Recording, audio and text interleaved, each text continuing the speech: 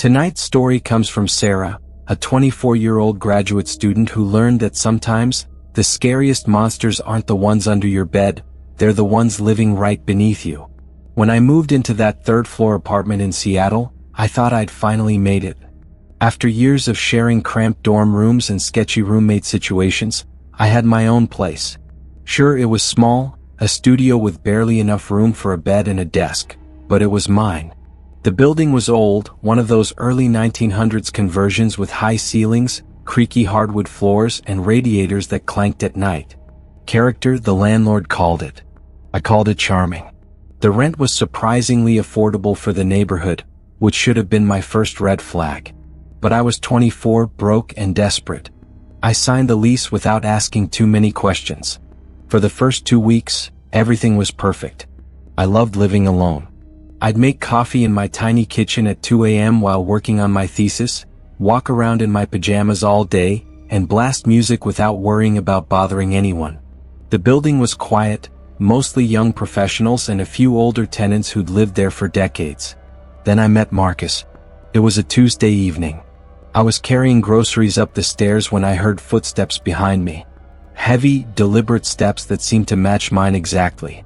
When I stopped to adjust my bags, the footsteps stopped too. I turned around. He was standing on the landing below mine, staring up at me. Mid-30s, maybe 40. Completely bald with pale skin and these intense blue eyes that didn't blink nearly enough.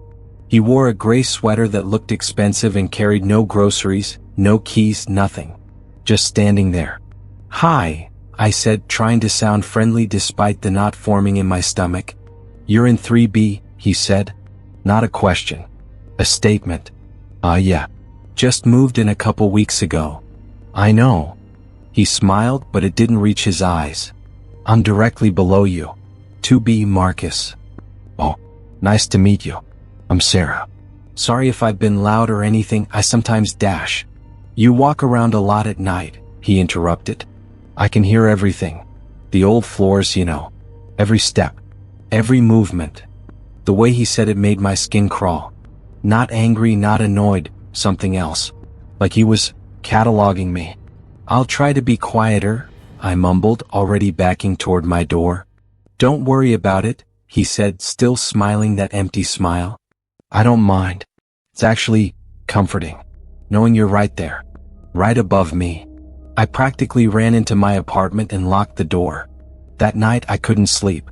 I kept thinking about what he'd said. I can hear everything.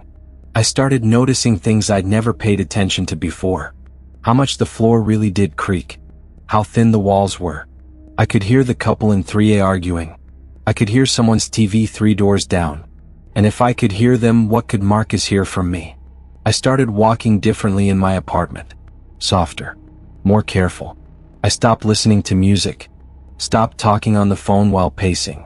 I felt like I was being watched even though I was completely alone. A week later, I ran into him again. This time in the laundry room in the basement. It was 11 p.m. I'd specifically chosen a late hour hoping to avoid people. But there he was, sitting on top of a washing machine, not washing anything. Just sitting. Waiting. "Sarah?" he said when I walked in, like he'd been expecting me. "Doing laundry." Again, not a question. "Yeah," I said, moving quickly to the machines farthest from him. "You wore that blue sweater yesterday," he said casually. "The one with the hole in the sleeve." I froze, my hands full of dirty clothes. "What?" "When you left for class. 9:47 a.m. You were carrying your laptop bag and a coffee. Large, probably a latte based on the cup." My blood went cold. "How do you dash?" "My window faces the front entrance," he said, still in that same casual tone. "I work from home. I see everyone come and go." That's a little weird, Marcus." He tilted his head. "Is it?" "I'm just observant. You left again at 1:15. Came back at 6:32. You ordered Thai food, I could smell it in the hallway. Pad CW, right?" I grabbed my laundry basket and headed for the door. "You're leaving?" he asked. "But you didn't start your wash." "I forgot something upstairs," I lied, already halfway out. "I'll wait for you," he called after me. "I don't mind waiting." I didn't go back down. I did my laundry at a laundromat 6 blocks away from then on, even though it cost twice as much. But avoiding him became impossible. He was always there. Always watching. I'd leave for class and see his curtain move in the window below mine. I'd come home and find him in the hallway, taking out trash that wasn't there or checking a mailbox that clearly wasn't his. He'd time it perfectly, appearing just as I arrived. "How was your day?" he'd ask. "Fine," I'd say, "keys already out, ready to bolt." "You were at the library until 8, he'd respond. "That's late. You should be careful walking alone at night." How did he know I was at the library? Was he following me? Then the gifts started. The first one appeared outside my door on a Thursday morning. A small package wrapped in brown paper, my name written in careful block letters. No return address. Inside was a book, The Stranger Beside Me, by and Rule. A true crime book about Ted Bundy.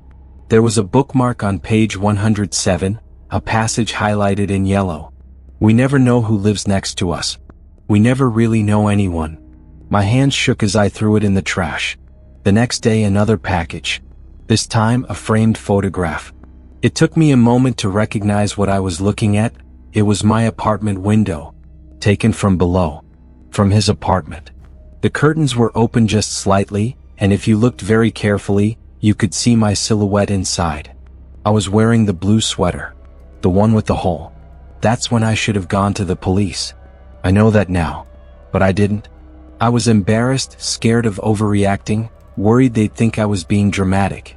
He hadn't technically done anything illegal, right? Just being creepy isn't a crime. So I bought thick curtains. Blackout curtains that let no light in or out. I covered every window. I stopped opening them even during the day. My apartment became a cave, but at least he couldn't watch me anymore. For a few days the gifts stopped. I started to breathe easier. Maybe the curtains had sent a message. Maybe he'd gotten the hint and would leave me alone. Then came the sounds. It started softly. A gentle tapping from below. Rhythmic. Deliberate. Tap tap tap. Pause. Tap tap tap. Always at night. Always when I was trying to sleep. I tried to ignore it. Put in headphones. Played white noise. But I could still feel it, the vibration coming up through the floor. One night I couldn't take it anymore. I grabbed a broom and banged on the floor. "Stop it," I yelled. The tapping stopped immediately. Then my phone buzzed.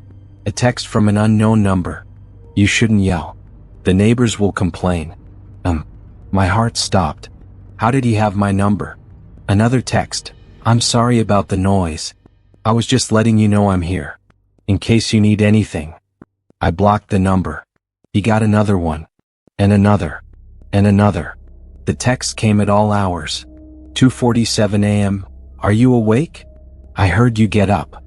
4:15 a.m. "You should sleep more. I can hear you pacing." 11:23 a.m. "You forgot your umbrella. It's going to rain later." 3:56 p.m. "That guy you brought home yesterday. The one from your study group. Is he your boyfriend?" That last one made me sick. I hadn't brought anyone home. He was talking about David, a classmate who'd walked me to my building after a late library session. We'd stood outside talking for maybe 5 minutes before I went in. Alone. But Marcus had been watching. I finally went to the police. Brought the texts, the photos, the gifts. The officer was sympathetic but ultimately useless. "Has he threatened you directly?" she asked. "No, but dash. Has he touched you? Broken into your apartment?" "No, but the text dash. Block the numbers. Document everything. If he escalates, come back." If he escalates. Like this wasn't already escalated enough. I went to my landlord next. Showed him everything. He sighed. "Marcus has lived here for 8 years. Never had a complaint before. He's quiet, pays rent on time.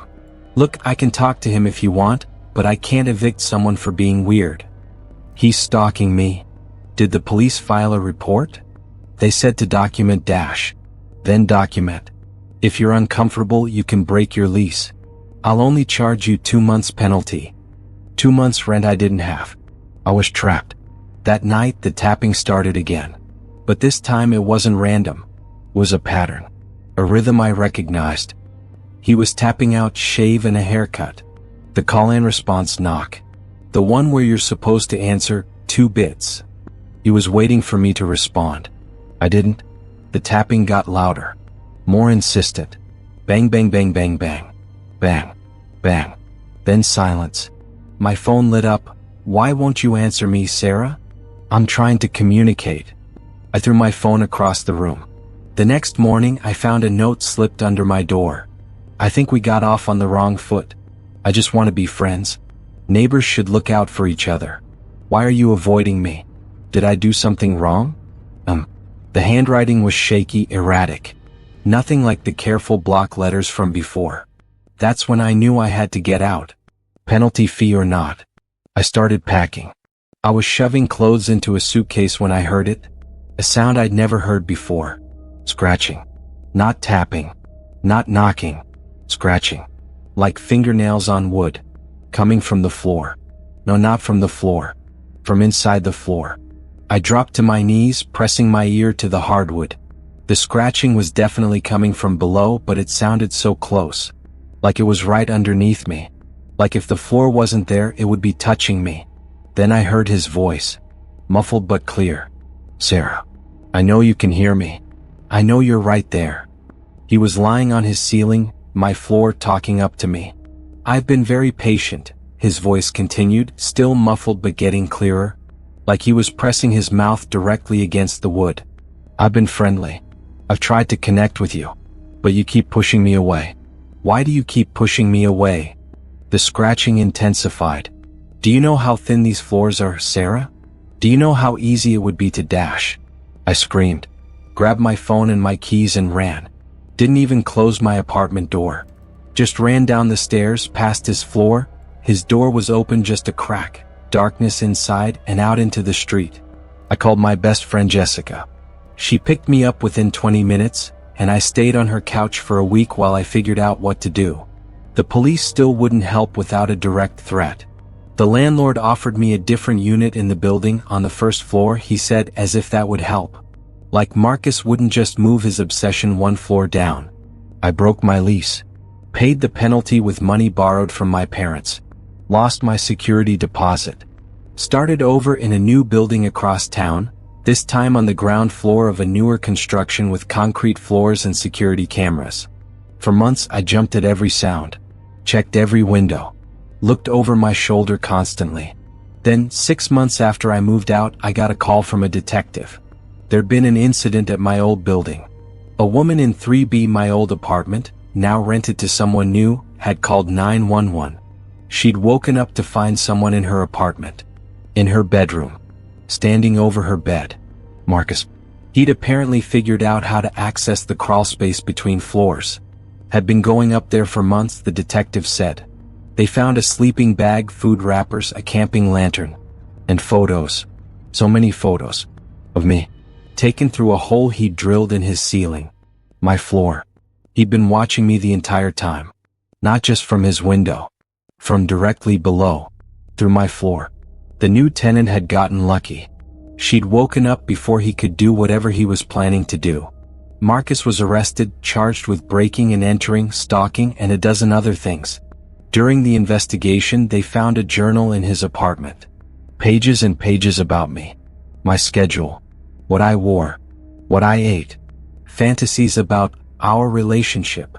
Plans for helping me understand that we belong together. The detective asked if I wanted to press charges too. I did. Marcus got 5 years. But here's the thing that still keeps me up at night. They never figured out how long he'd been going into that crawlspace. The tenant before me, a woman named Emma who'd broken her lease suddenly after only 3 months. They tried to contact her but couldn't find her.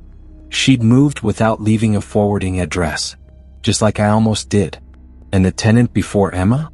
Another woman. Also broke her lease suddenly. The detective told me Marcus had lived in that building for 8 years. In Unit 2B. Always requesting the same unit. Always directly below 3B. How many of us had there been? I still don't like living in apartments. I'm in a house now, ground floor only, no basement. I check every room before I sleep. I cover every window. And I never, ever ignore red flags anymore. If someone makes you uncomfortable, trust that feeling. Don't worry about being rude. Don't worry about overreacting. Your safety is more important than someone else's feelings. To Marcus, who I hope is still rotting in prison. You took months of my life, my sense of security, and my ability to ever feel fully safe again. But you didn't win. I'm still here. I'm still fighting. And I'm making sure other people know to watch out for monsters like you. Thanks for listening to tonight's story. If you enjoyed this video, make sure to hit that like button and subscribe to Midnight Narratives for more true horror stories. Drop a comment below with your own creepy neighbor experiences. I read every single one. Remember, the scariest stories are the ones that could happen to anyone. Until next time, stay safe out there.